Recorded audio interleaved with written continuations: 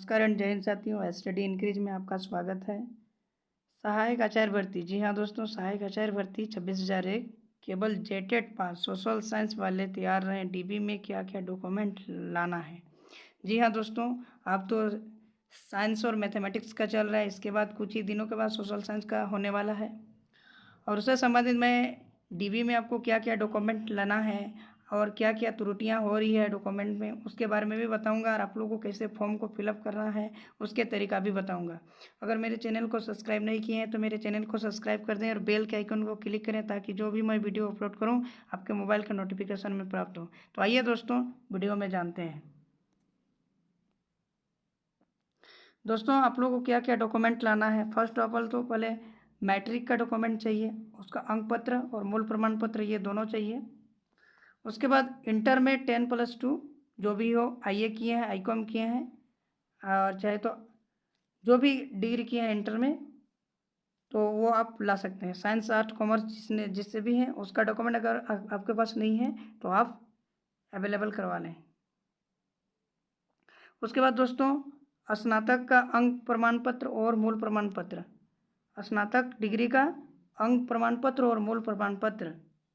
उसके बाद जो शिक्षण ग्रहण किए, जो भी डीएलएड हो या बीएड हो, उसका अंक प्रमाण पत्र होता है और मूल प्रमाण पत्र, ये दोनों देना पड़ेगा आपको। उसके बाद जेटेट पास अंक प्रमाण पत्र और मूल प्रमाण पत्र, ये दोनों लगेगा।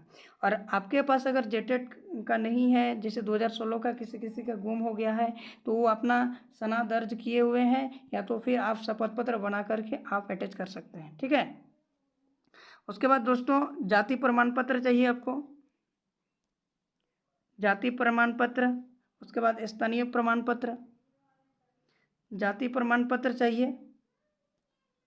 अगर नहीं है और अगर आपका प्रोसेसिंग में है तो आप ब्लॉक में जा कर के बातचीत करके आप निकलवा सकते हैं। और उसके बाद स्थानीय प्रमाण पत्र लगेगा दोस्तों, ठीक है। उसके बाद सहायक आचार्य का एडमिट कार्ड जो 1 2 3 4 4 गो हुआ है उनका लगेगा। उसके बाद आधार कार्ड लगेगा। आधार कार्ड अगर मान के चलिए दोस्तों, आपका आप जो सहायक आचार्य में लिखे हैं, आपका अगर एडमिट कार्ड गुम हो गया है तो उसका भी सनद दर्ज कर सकते हैं या एफिडेविट बना करके अटैच कर सकते हैं। उसके बाद आधार कार्ड, पैन कार्ड लगेगा। उसके बाद बैंक पासबुक, उसके साथ साथ में आपको पासपोर्ट साइज फ़ोटो जो कि रिसेंट का फ़ोटो किया हो वो लगेगा। अब आप इसके बारे में जानते हैं कि हम लोग को फॉर्म फिलअप किस तरह से उसका रहेगा फिल करने का, उसके बारे में जानते हैं। आइए, तो फॉर्म इस तरह से रहेगा दोस्तों, इसमें हम लोग को क्या क्या फिल करना है जानते हैं। झारखंड कर्मचारी चयन आयोग, झारखंड प्रारंभिक विद्यालय प्रशिक्षित सहायक आचार्य संयुक्त प्रतियोगिता परीक्षा 2023, प्रमाण पत्रों की जांच हेतु प्रपत्र इस तरह से रहेगा। यहाँ रिसेंटली पासपोर्ट साइज का फोटो लगेगा। उसके बाद लिखित परीक्षाओं का पंजीयन संख्या जो एप्लीकेशन नंबर है वो यहाँ पे लिखना है। उसके बाद आवेदित पद किस पद में है वो वाला भरना पड़ेगा। उसके बाद प्रमाण पत्र की जांच की तिथि कौन सा पाली में हो रहा है और उसके साथ डेट भी देना पड़ेगा, ठीक है। उसके बाद अभ्यर्थियों का नाम हिंदी में है, अच्छा से अंक लिखना पड़ेगा, वहाँ ओवर राइटिंग नहीं होना चाहिए। उसके बाद नेम कैंडिडेट इंग्लिश में होना चाहिए जो कि कैपिटल लेटर होना चाहिए, ठीक है। उसके बाद पिता का नाम, यदि पति का नाम यदि लागू हो तो। उसके बाद पारा शिक्षक होने पर दिनांक 19/7/2023 तक का कुल अनुभव आपका पास कितना है वो लिखना है। उसके बाद आपका जन्म तिथि लिखना है और दिनांक 1/8/2019 को उम्र और दिनांक 1/1/2023 को उम्र क्या है उसके बारे में यहाँ पे लिखना है। उसके बाद 9वां नंबर में बोल रहा है कि अभ्यर्थियों की कोटि ST ST SC BC2 EVS1 UR unreserve है, EWS है। 36 आरक्षण की कोटि यदि है तो यहाँ पे उसको दर्ज करना है, ठीक है, आवेदन पत्र में किए गए दावे के अनुरूप, ठीक है। यदि अभ्यर्थी PTG है तो उसका विवरण देना है और पत्राचार का पता यहाँ पूरा एड्रेस लिख देना है। यहाँ पे आपका पूरा एड्रेस रहेगा। उसके बाद शैक्षणिक प्रमाण पत्र का विवरण इस तरह से भरना है। इसमें आपका क्रमांक संख्या 1 में है मैट्रिक यानी 10वीं का, विद्यालय का नाम, संस्थान कौन सा है उसका नाम लिखना है, बोर्ड विश्वविद्यालय का नाम लिख सकते हैं या तो बोर्ड जो भी जेक बोर्ड से हैं तो यहाँ जेक कर सकते हैं, जेक रांची। उसके बाद उत्तीर्णता की तिथि, कौन सा वर्ष में उत्तीर्ण हुए हैं उसका लिखना पड़ेगा, या वर्ष लिखिए या तिथि लिखिए। उसके बाद विषय लिखना है आपका, क्या क्या विषय था और कितना अंक लाए हैं वो उसको दर्ज करना है। उसके बाद इंटरमीडिएट में 10+2 में आपका विद्यालय संस्थान का नाम भी लिख सकते हैं यहाँ पे। उसके बाद कौन सा बोर्ड का था, जेक बोर्ड है कि सीबीएसई बोर्ड है, वो यहाँ पर दर्ज कर सकते हैं। उसे उत्तीर्णता की तिथि, कौन वर्ष में आप उत्तीर्ण हुए हैं, आपका क्या क्या सब्जेक्ट था, उसके बाद प्राप्तांक संख्या अंक भरना है। उसके बाद स्नातक में आपको भरना है यहाँ पे, फिर कॉलेज और संस्थान का नाम डालना है। उसके बाद कौन जेक बोर्ड है, सीबीएसई है, आईसीएस है, ये डालना है। उसके बाद उत्तीर्णता की कौन सा वर्ष में उत्तीर्ण हुए हैं, सब्जेक्ट क्या क्या था, उसके बारे में यहाँ पे फिल करना है। उसके बाद प्रारंभिक शिक्षा में या तो फिर बीएड किए हैं, डीएलएड किए हैं, उस कौन सा कॉलेज से किए हैं उसका नाम, यूनिवर्सिटी ग्रांट कमीशन भी होता है, जेक बोर्ड भी करवाता है वो है। डीएलएड है तो आप जेक रांची कर सकते हैं, और उसी में अगर बीएड किए हैं तो यूजीसी लिख सकते हैं। उसके बाद उत्तीर्णता की तिथि और यहाँ कौन सा सब्जेक्ट है उसके बारे में, यहाँ प्राप्तांक कितना लाए हैं, ठीक है। उसके बाद यहाँ जेटेड 12वां कॉलम में आपको डालना है दोस्तों कि पद नाम कौन सा पद के लिए फिल कर रहे हैं, सोशल साइंस, मैथ हो या साइंस हो या तो फिर सोशल साइंस हो, जो भी सब्जेक्ट आपका है वो भरना है।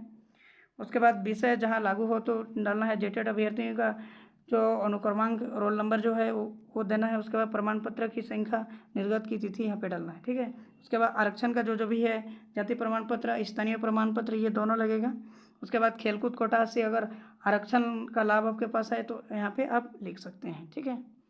उसके बाद दिव्यांग हैं तो दिव्यांग के लिए यहाँ पे अगर कोई भी दिव्यांग है तो दिव्यांग की श्रेणी कौन सा, उसको श्रेणी दिया है और कौन सा पदाधिकारी उसको सर्टिफिकेट दिया है, निर्गत का पद नाम क्या है उसके बारे में डालना है। उसके बाद प्रमाण पत्र संख्या और निर्गत की तिथि यहाँ पे दर्ज करना है। उसके बाद भूतपूर्वक सैनिक अगर यदि पूर्व से है तो संबंधित प्रमाण पत्र के विवरण, सेवा का प्रारंभ तिथि, सेवा की मुक्त होने की तिथि, उसके बाद सेवा की कुल अवधि वर्ष में लिखना है। प्रमाण पत्र का निर्गत करने वाले पदाधिकारी का नाम लिखना है, प्रमाण पत्र संख्या एवं निर्गत की तिथि डालना है।